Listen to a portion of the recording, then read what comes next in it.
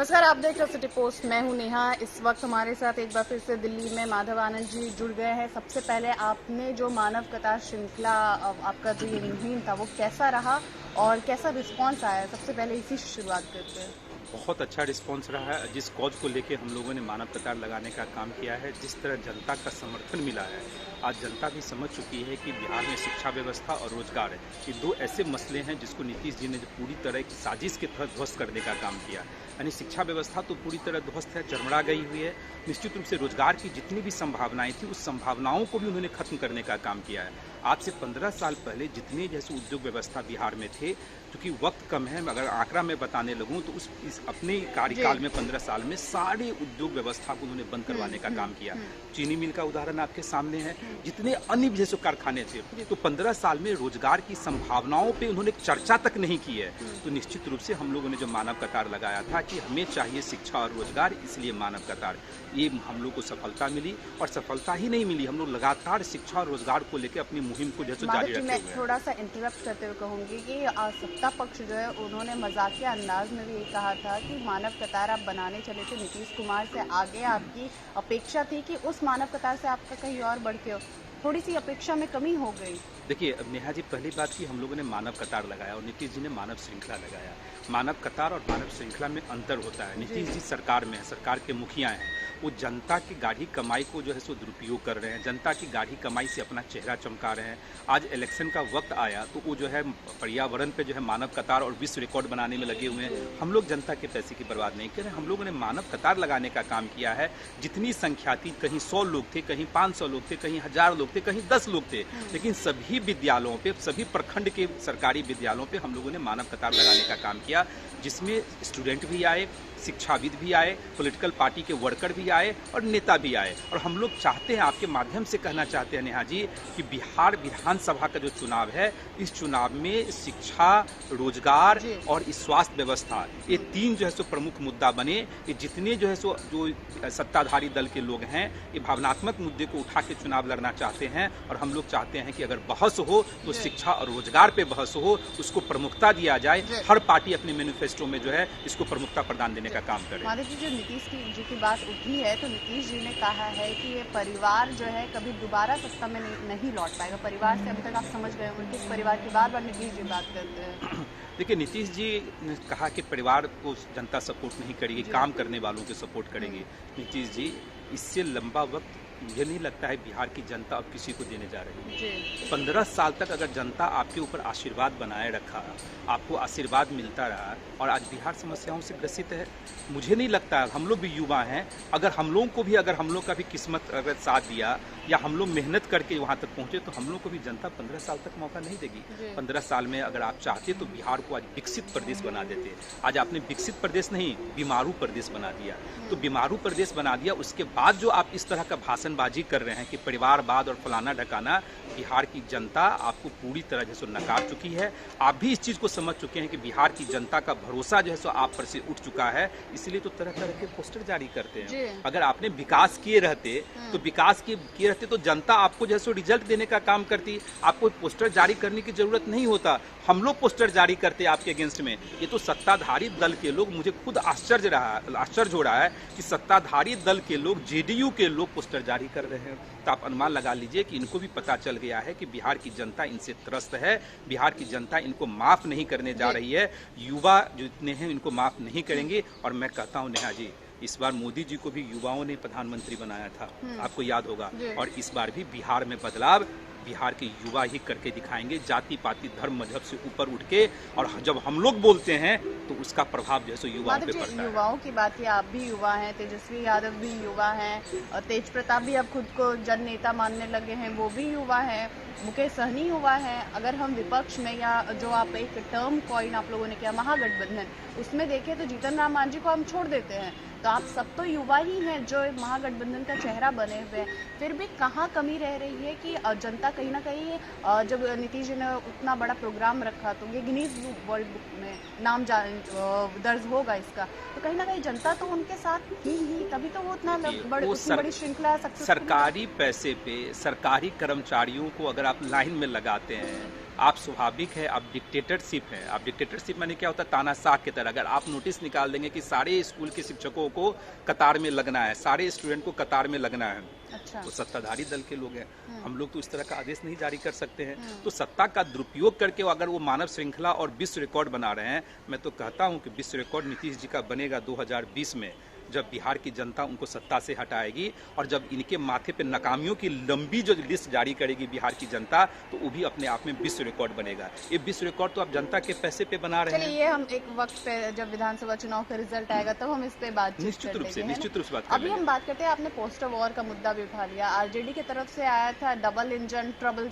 Engine, और साथ में उनको जवाब मिला था जो उन्होंने लालू यादव के फोटो के साथ उनके हाथ में उन्होंने जो रेल मंत्री थे जब वो, तो एक उन्होंने डायरी उनके हाथ में लिखा था। तो इस तरह के क्या ये मतलब एक दूसरे को वो जताना चाह रहे हैं? आप विपक्ष भी सत्ता पक्ष को बताना चाह रही है तुम इतने गिरे हुए हो, तो ये क्या चल रहा है? ये बहुत सही लग रहा है क्या आपको? नहीं, पोस्टरबाजी किसने स्टार्ट किया? जेडीयू के लोगों ने स्टार्ट किया, आपने भी चलाया था। सबसे पहला पोस्टर जारी जेडीयू के लोगों ने किया था।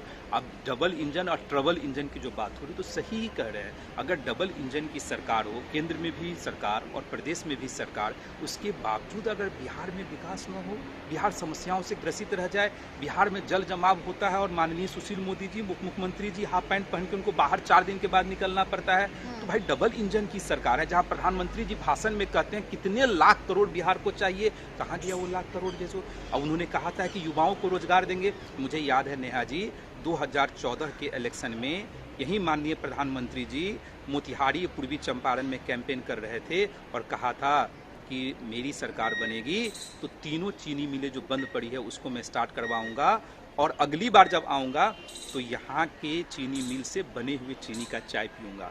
राधा मोहन सिंह जी वहाँ के जो है सो एमपी भी बने, तीसरी बार या चौथी बार एमपी बने, कृषि मंत्री भी बन गए। चीनी मिल चालू नहीं हुआ, चीनी मिल को बेच दिया गया। 2019 में माननीय प्रधानमंत्री जी की इतनी हिम्मत भी नहीं हुई कि पूर्वी चंपारण में जाके चुनाव कैंपेन करें। तो आपकी ट्रबल इंजन तो है ही। जब डबल इंजन की सरकार है उसके बावजूद भी अगर डेवलपमेंट नहीं हो पा रहा है, चमकी बुखार में आपने देखा 500,000 बच्चे जैसे मर जाते हैं, और इतनी ये टेक्नोलॉजी हाई है, और स्वास्थ्य मंत्री वहाँ का मंगल पांडे जी केंद्र में जो स्वास्थ्य मंत्री हैं, उसके बावजूद उनकी बयान को देखिए कितना असंवेदनशील बयान ये लोग देते हैं। तो निश्चित रूप से ट्रबल इंजन वाली सरकार है। बिहार की जनता समझ चुकी है, बिहार की जनता को रोजगार चाहिए, अच्छी शिक्षा चाहिए, शिक्षा में गुणवत्ता हो, उस तरह की शिक्षा चाहिए, निश्चित रूप से बदलाव होगा। माधव जी, आपकी याददाश्त सच में बहुत जबरदस्त है। आप 2 साल पहले के सारे इंसिडेंट को आपने गिना दिया। हमारे दर्शकों को शायद दोबारा याद आ जाएगा कि क्या कुछ हुआ है। फिलहाल जो एक लास्ट और बहुत बड़ा सवाल बिहार की राजनीति के लिए, CAA पे पीके का अलग रुख अपना रहे हैं। पवन वर्मा ने तो साफ तौर पे कह दिया है, और उनको साफ तौर पर नीतीश कुमार ने भी कह दिया कि आप चले जाइए, कहीं और ज्वाइन कर लीजिए, हमारी शुभकामना आपके साथ है। साथ में वो कहते हैं कि किस तरीके का पत्र उन्होंने लिखा है, पहले ईमेल करते हैं फिर पब्लिश कर देते हैं उस लेटर को। तो कैसी पार्टी है? क्या मतलब क्या पॉलिटिकल पार्टी में इस तरह की चीजें नहीं है कि आप एक अपने प्रमुख से सवाल कर सकते हैं? ये किस तरीके का है? अगर वो ईमेल से मांग रहे हैं आंसर या पब्लिश करके भी आंसर मांग रहे हैं, at last politician is also a human being, they have that right कि they can ask a question and need answer। ये कहाँ ये मैटर है? 2 चीज बातें हैं। देखिए, पवन वर्मा की जो बात है, मैं आपको कहना चाहता हूँ, जब आप राजनीति में होते हैं, सार्वजनिक जीवन में होते हैं और पार्टी में कोई पद आपके पास होता है, हम लोग बंद कमरे में बहुत तरह की बातें करते हैं। चाहे मैं भी पार्टी का राष्ट्रीय प्रधान महासचिव हूँ, सेकेंड इन कमांड हूँ, हम लोग और मैं भी और उपेंद्र जी बहुत सारी बातें करते हैं। अगर उसकी निजता को बनाए रखना चाहिए, मुझे लगता है कोई भी पार्टी है, ठीक है, मैं किसी पवन वर्मा का सपोर्ट नहीं कर रहा हूँ, ना विरोध कर रहा हूँ, लेकिन पार्टी एक डिकोरम और प्रोटोकॉल से चलता है। अगर कोई व्यक्तिगत बातें, आप ही से अगर कोई मैं व्यक्तिगत बात करूँ और अगर आप उसको कोट करें रात में सार्वजनिक रूप से सोशल मीडिया पे कि माधव जी के साथ मेरी क्या बातचीत हुई थी, तो मुझे लगता है उस व्यक्ति की जैसे क्रेडिबिलिटी खत्म हो जाती है। उसके लिए एक प्लेटफॉर्म होता है, अगर अपनी बातों को भी रखना है तो पार्टी का प्लेटफॉर्म है, पार्टी की मीटिंग होती है, राष्ट्रीय कार्यकारिणी की मीटिंग होती है, आप वैसे भी अलग से टाइम लेके जो है सो आप नेता से मिल सकते हैं। तो उस पर मैं पवन वर्मा जी का सपोर्ट नहीं करता हूं। दूसरी बात मैं जरूर कहता हूं कि देखिए, पवन वर्मा जी हो या प्रशांत किशोर जी हो, निश्चित रूप से देखिए दोनों को जो है अब जेडीयू में जो है नीतीश जी ने एक तरह से ग्रीन सिग्नल दे दिया कि जहां जाना जाना है जाइए, शुभकामना भी उन्होंने दे दिया। लेकिन नीतीश जी की एक आदत है कि नीतीश जी किसी को शहीद नहीं होने देते हैं। आपको याद होगा नीरज जी के मामले में भी शहीद नहीं होने दिए, वो इंडिकेशन दे दिए। और ये दोनों चाहते हैं कि इनको शहीद होना है, शहीद होना है कि जिससे जनता जो है सो सिंपैथी जनता का मिले। तो नीतीश जी शहीद नहीं होने देंगे, न पवन वर्मा को होने देंगे, न जो है प्रशांत किशोर को होने देंगे। इनको भी समझना पड़ेगा। और मैं इन दोनों से आग्रह करता हूँ, अगर आप चाहते हैं कि बिहार के विकास के लिए की रियली चिंता है, प्रशांत किशोर जी नॉन पॉलिटिकल व्यक्ति हैं, मेरे अच्छे मित्र हैं, नॉन पॉलिटिकल व्यक्ति हैं। जिस बिजनेस में हैं वो बिजनेस में बहुत कामयाब बिजनेस उनका है, स्ट्रेटजी बनाने में माहिर है, कई बार उनकी स्ट्रेटजी सफल भी रही है, महागठबंधन को जिताने में भी उनको काफ़ी उनकी भूमिका अहम रही है। लेकिन वो नॉन पॉलिटिकल व्यक्ति हैं। पॉलिटिकल व्यक्ति वो होता है जो हमेशा क्षेत्र में होता है, जनता से जुड़ा रहता है, और एक पॉलिटिशियन होता है जो अपनी स्ट्रेटजी बनाने में लगा रहता है। तो मैं प्रशांत किशोर जी से, पवन वर्मा जी से भी कहता हूँ, आप लोगों की विचारधारा अगर नीतीश जी की विचारधारा से नहीं मिल रहा है तो आप छोड़िए, आप आइए, बिहार के विकास के लिए हम लोगों के साथ जो आने का काम कीजिए। पद का लालच छोड़िए, अगर विकास करना है तो निश्चित रूप से हम सब लोग मिलकर करेंगे। महागठबंधन के साथ आइए, हम लोग के साथ जो है हम लोग का साथ दीजिए। बिहार के डेवलपमेंट में आपका भी योगदान जो होना चाहिए। तो इसके साथ ही हम यहाँ पर ख़त्म करते हैं आज माधव जी से बातचीत। साफ तौर पे इन्होंने एक इनविटेशन दिया है पवन वर्मा को भी, प्रशांत किशोर को भी, कि अगर उनको वो प्लेटफॉर्म नहीं मिल रहा है जेडीयू पे बोलने के लिए तो वो महागठबंधन के साथ जुड़ सकते हैं और अपने विचारों को रख सकते हैं। लेकिन माधव जी ने साफ तौर पे आपको पिछली सभी इंसिडेंट याद दिला दिए कि किस तरीके से सत्ता पक्ष जो है वो सरकार में रहते हुए कई बार आपके यानी कि जनता को एक तरीके से नज़रअंदाज किया। फिलहाल इनकी बातें आपको अच्छी लग रही हो, सभी चीज़ों को जिस तरीके से इन्होंने क्लियर किया है, डिटेल में इन्होंने बताया है, मुझे उम्मीद है कि आपको ज़रूर अच्छी लगेगी। सिटी पोस्ट इसी तरह की खबरें आप तक पहुंचाता रहेगा।